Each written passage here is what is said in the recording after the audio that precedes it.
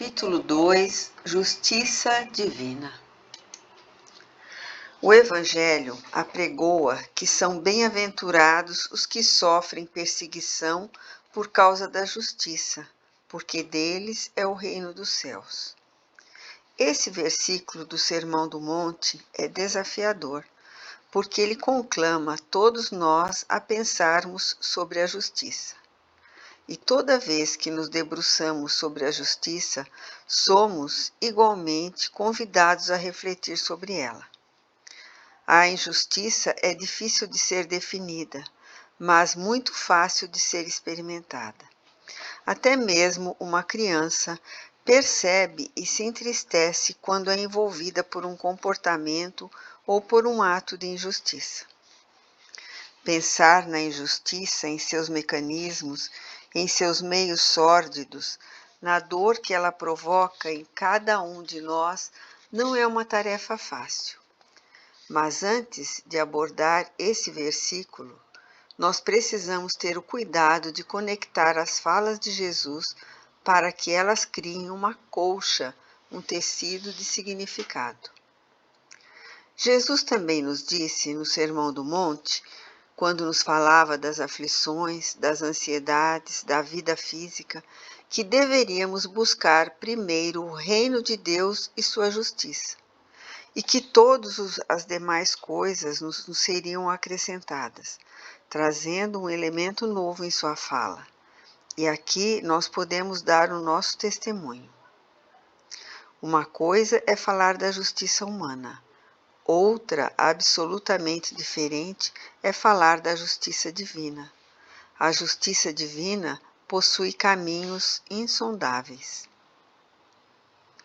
Esquecimento do passado. A justiça divina opera em outro nível. Ela conta com elementos e instrumentos a que nós, operadores da justiça humana, não temos acesso. E é sobre isso que gostaríamos de falar. Mas antes de abordarmos essas características referentes à justiça divina e falarmos das limitações da justiça humana, para compreendermos a injustiça, é preciso recordar as primeiras páginas do livro Renúncia. Nota explicativa 6. Francisco Cândido Xavier, Emanuel, Renúncia, editora FEB. No diálogo entre Pólux e Menandro, ambos espíritos que percebiam que se avizinhava o momento da reencarnação, forças imponderáveis chamavam esses dois espíritos a regressarem ao mundo material, a assumirem um corpo físico e experimentarem todas as vicissitudes que é viver em um corpo material.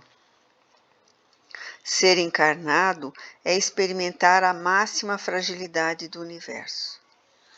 Basta faltar um dia de ingestão adequada de água e você desidrata.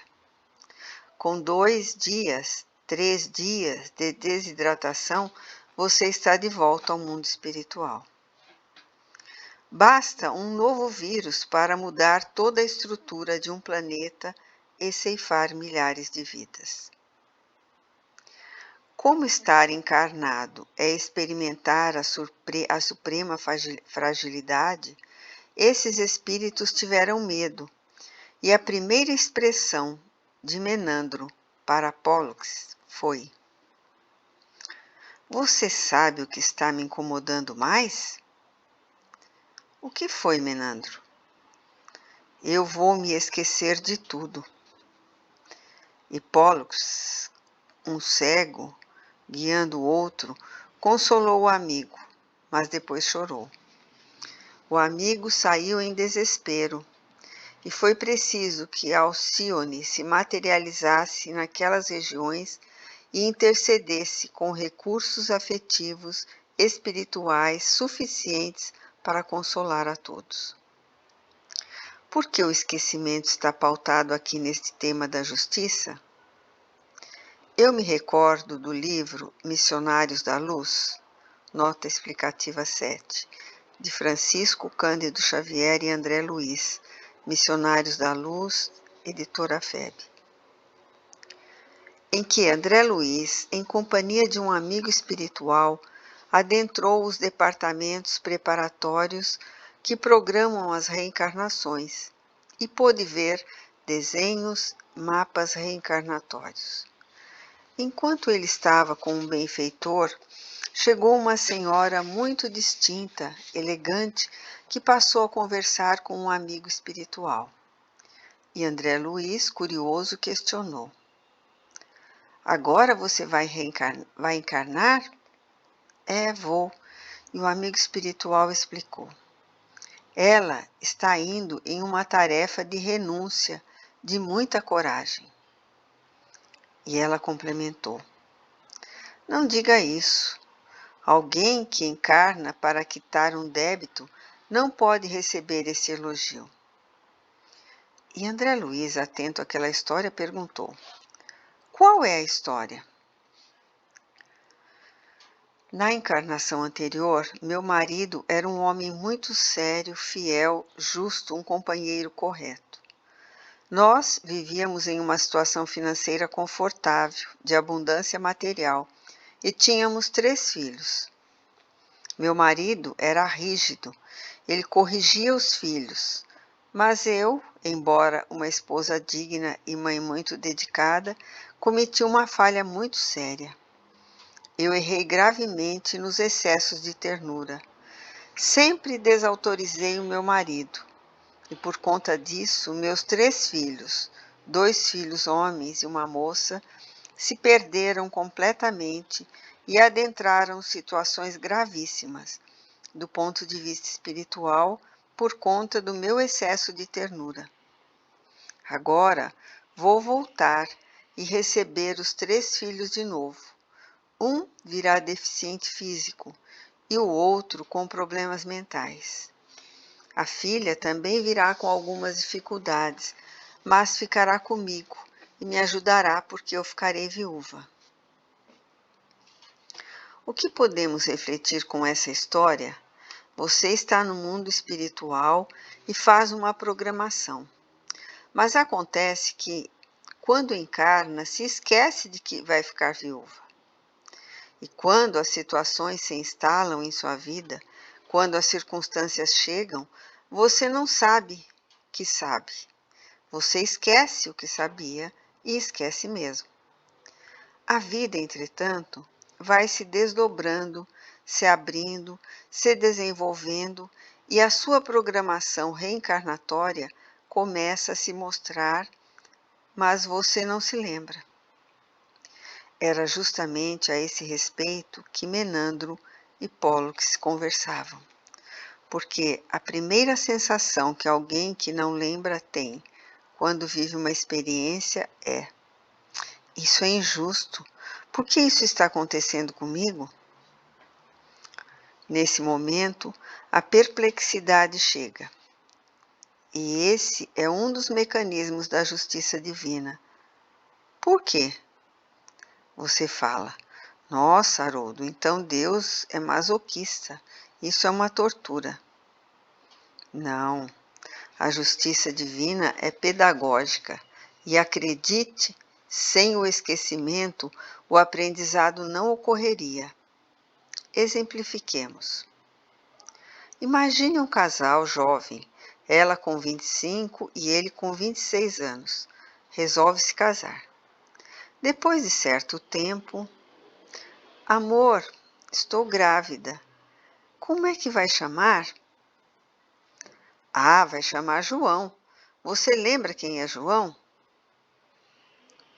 João é o Antônio que você assassinou há 60 anos, porque você era sócio dele. E então a sociedade começou a ganhar muito dinheiro, você se tornou ambicioso, roubou tudo dele, inclusive eu, que era a esposa dele. Você me roubou dele, mas ele não gostou muito.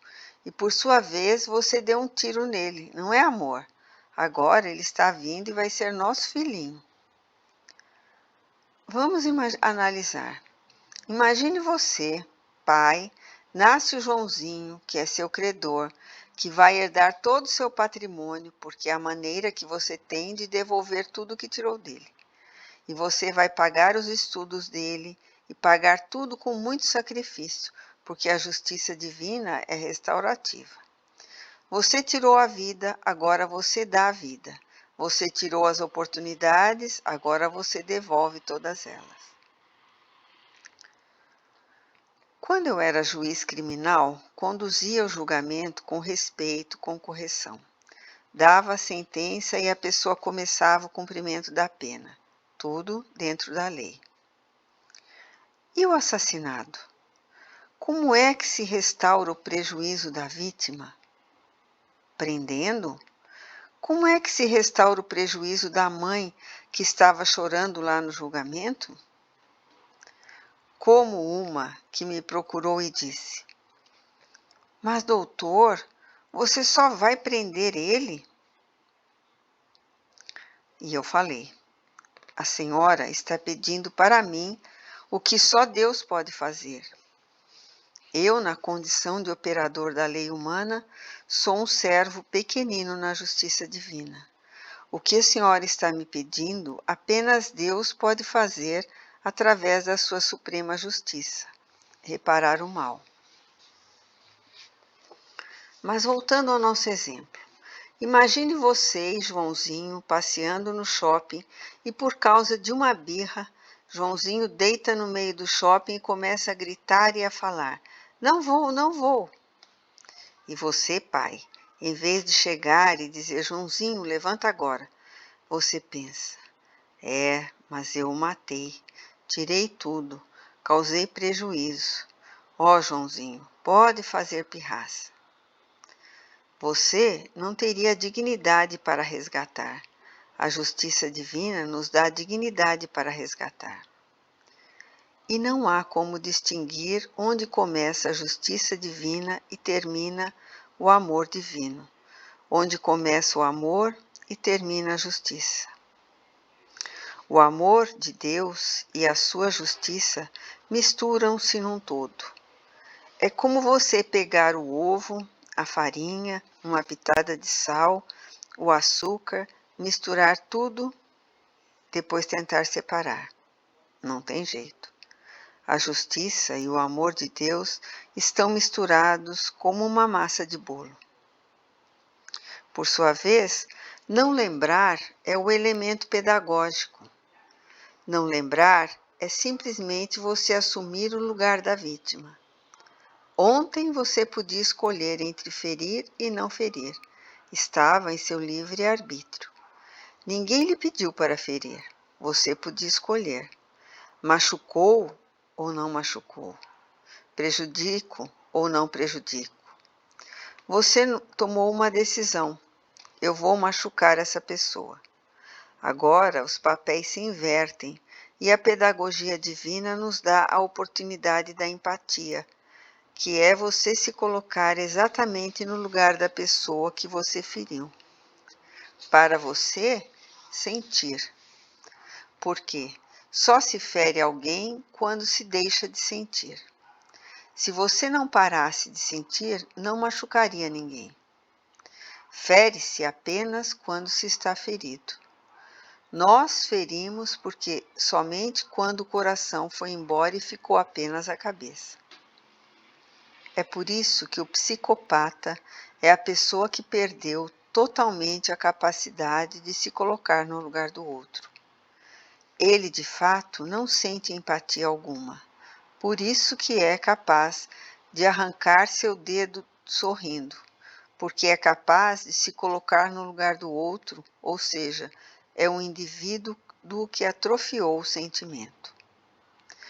Eu me lembro de uma visita ao Hospital Psiquiátrico Espírita André Luiz, em Belo Horizonte, cujo diretor clínico do hospital é Roberto Lúcio, um psiquiatra amigo meu.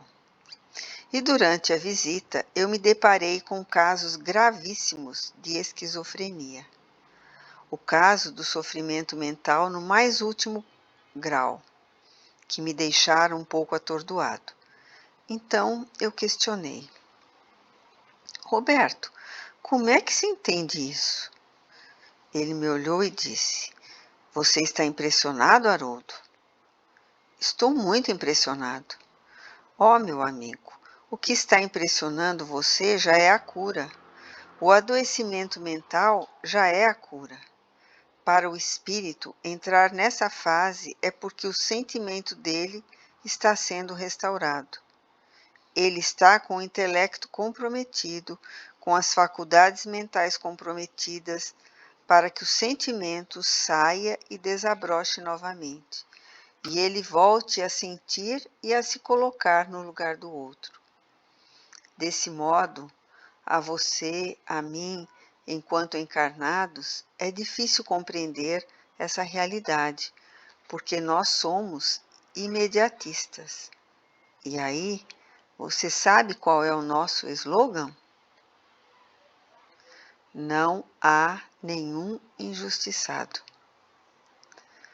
As mães têm uma conexão especial com Deus no que diz respeito ao destino de seus filhos. E eu me recordo de uma experiência de resgate que vivi. Eu cheguei para minha mãe e ela me olhou e disse: O que é da gente, meu filho, vem na nossa porta. Eu perdi até o apetite, porque eu estava esperando que ela dissesse: Coitadinho, tão bom, meu filhinho querido, que injustiça. Pelo fato de não nos recordarmos dos detalhes, parece injusto, mas você tem certeza absoluta de que quer saber os detalhes? Eu me recordo do livro Diálogo com as Sombras, Hermínio C. Miranda, Diálogo com as Sombras, FEB Editora, em que Hermínio Miranda dialogava com o espírito. Por que você... Eu vou acabar com sua vida, e você fez isso, e você fez aquilo. E o espírito começou a acusar todos os presentes na reunião. Era o típico cobrador. De repente, o espírito cobrador questionou: Que processo é esse aqui em cima da mesa? Os espíritos haviam colocado um processo grande, fluídico em cima da mesa. Que processo é esse? E Hermínio, de forma intuitiva, retrucou: É o seu. Meu? É o seu. Você não veio aqui com o rol de acusações contra todos nós? As acusações são justas. A nossa defesa é: nós somos culpados. Agora é o seu processo. E o espírito atrevido abriu o processo e começou a ler, e teve de sair de maca, carregado. Eu me recordo de uma frase de Chico na obra Testemunhos de Chico Xavier, de nota 9, Sueli Caldas Schubert, Testemunhos de Chico Xavier. De vez em quando me coloco em contato com as recordações do passado e sou tomado de uma profunda tristeza. Então vem o espírito de Emmanuel, me consola, começa a explicar o laço que une todas as encarnações e eu então compreendo as razões dos mínimos acontecimentos. Aí eu pergunto: você tem certeza de que quer se lembrar? Nós não conseguimos nos lembrar, porque com a mesma medida que medimos os outros, medimos a nós mesmos. Como somos extremamente rígidos com os outros, não temos a mínima boa vontade de perdoar sequer uma pequena ofensa. Somos extremamente intolerantes com a imperfeição. Essa é a medida com que medimos. Desse modo, ao nos lembrarmos do nosso passado, que medida usaremos conosco? A mesma. Nós somos tão endurecidos que, se você se lembrar de seu passado, vai entrar em um processo de culpa depressivo. Por que não consegue ter misericórdia de si mesmo por não se perdoar? Todavia, o dia em que o seu perdão for suficientemente grandioso para abarcar qualquer ofensa, você se lembrará de todo o seu passado. Sabe por quê? Porque você terá um mar de generosidade para com você mesmo. Você será tomado pela indulgência. Por enquanto, não tente entender as razões, pois elas não vão diminuir o seu sofrimento. A única coisa que apazigua o sofrimento é sentir-se amado e consolado. Vamos imaginar que você esteja atravessando a maior expiação de sua encarnação. Você gostaria nesse momento que eu me sentasse ao seu lado e começasse a lhe contar todas as razões pelas quais está sofrendo agora? Isso seria a última coisa que você poderia querer. Isso é tortura psicológica. Ao contrário, você gostaria de ouvir: eu estou com você. Vão ser dois chorando, você e eu. Portanto, a lei divina tem esse mecanismo pedagógico. Outro elemento da justiça divina, ela sempre aponta para a perfeição do espírito e possui um mecanismo que a justiça humana não tem. Esse mecanismo se chama reencarnação. A reencarnação é o maior instrumento da justiça divina, porque ela o traz de volta ao mesmo lugar do erro. Para quê? Para que você seja torturado? Não, para que você possa reescrever a história, fazer o que devia ter feito antes de ter errado lá atrás, deixar o coração, o amor e a fraternidade o conduzirem. Esse elemento da justiça divina é realmente extraordinário. E aqui nós temos de caminhar na conclusão desse raciocínio, para a bem-aventurança. Bem-aventurados os que sofrem perseguição por causa da justiça. Não é a humana, é a divina.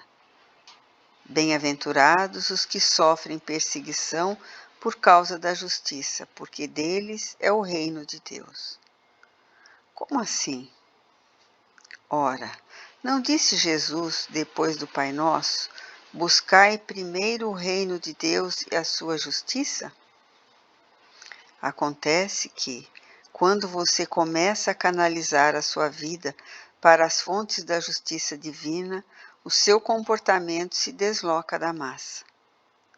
Por outro lado, existem aqueles que não entendem os mecanismos da justiça divina e querem impor a sua própria justiça. Por exemplo, uma pessoa olha uma flor e fala: gostei da flor, mas não gostei do espinho, e arranca o espinho. Ou olha para o jardim e diz: gostei daquela flor, mas não gostei dessa, e pisa na flor. Ou ainda, chega a uma árvore e percebe que em seu topo há um pássaro e na base da árvore uma serpente. Então fala: não gostei dessa serpente. Vai lá e mata a serpente. Aquele que age dessa forma é um espírito imperfeito. O espírito imperfeito quer eliminar tudo o que ele não consegue amar, porque a lógica dele é infantil. Ele quer um mundo repleto apenas daquilo que ele ama, daquilo que ele aprova. Por quê? Porque ele é incapaz de conviver com a diferença. Quando Emmanuel escreve sobre o amor em Pensamento e Vida, nota 10, Francisco Cândido Xavier, Emmanuel, Pensamento e Vida. Ele ensina que a mesma seiva que nutre a flor alimenta o espinho. Na mesma árvore em que se aninham os pássaros se enrosca a serpente. Porque o amor de Deus abrange a serpente e o pássaro, a flor e o espinho. Portanto, o diabo ou Satanás é tão amado quanto você. É claro que se trata de uma metáfora, porque você sabe que não existe Satanás. Todavia, você hoje talvez não seja capaz de amar e de compreender aqueles que estão trazendo alta cota de dor para a sua vida. Mas o tempo e a lei divina irão agir neles e em nós. E por sua vez, chegará o dia, não importa quanto demore, pois somos seres imortais, que eles se tornarão espíritos luminosos e você será incapaz de odiá-los. Porque Deus não pergunta quem é o culpado. Deus pergunta quem é o responsável. E nesse momento, os espíritos superiores abaixam a cabeça, mas a sua consciência levanta a mão. E você se pronuncia assumindo toda a responsabilidade. E em respostas dos espíritos superiores você ouve: tá bom, meu filho, nós vamos te ajudar a reparar. Quando André Luiz começou a narrar todo o seu sofrimento no umbral, ouviu de Clarencio, que estava ao lado, de modo paternal: meu filho, apazigue o teu coração, porque nós também já perambulamos pelos labirintos de que você agora acaba de sair. Nota 11. Francisco Xavier, André Luiz, Nosso Lar. A afirmação nos direciona a uma conclusão. Quando Emmanuel, em sua mensagem, interpreta o Evangelho de Mateus, capítulo 5, versículo 19, bem-aventurados os que são perseguidos por causa da justiça, porque deles é o reino do céu. Ele basicamente diz: chegará um momento em que sua consciência vai agir com toda retidão e ainda você será incompreendido. Você fará tudo certo e aos olhos do mundo você estará em erro. Mas o grande desafio do discípulo de Jesus é ter todas as oportunidades de fazer o mal e abdicar de fazê-lo.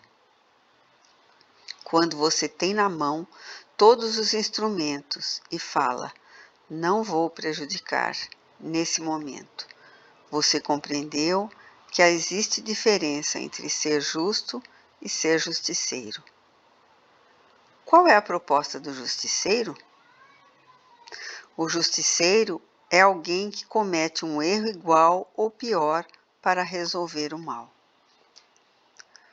A justiça nunca transpõe a linha divisória entre o certo e o errado, porque o dia que o justo transpuser a linha de justiça e praticar o mal para fazer justiça, não haverá mais diferença entre ele e o injusto. Prefira sofrer aparentemente injustiças do que praticá-las. Exemplifiquemos. Certo dia, Chico Xavier e Arnaldo Rocha caminhavam de braços dados, quando Arnaldo começou a se lamuriar. Pois é, está acontecendo isso, e isso, e isso. Aquelas histórias que geralmente contamos com o intuito de nos auto-vitimizar. E Chico, atento, lhe respondeu: ó, Naldinho, eu estou tão feliz. Feliz com o quê, Chico? Com o meu sofrimento? Não, Naldinho. Pela primeira vez você só está apanhando, não está batendo.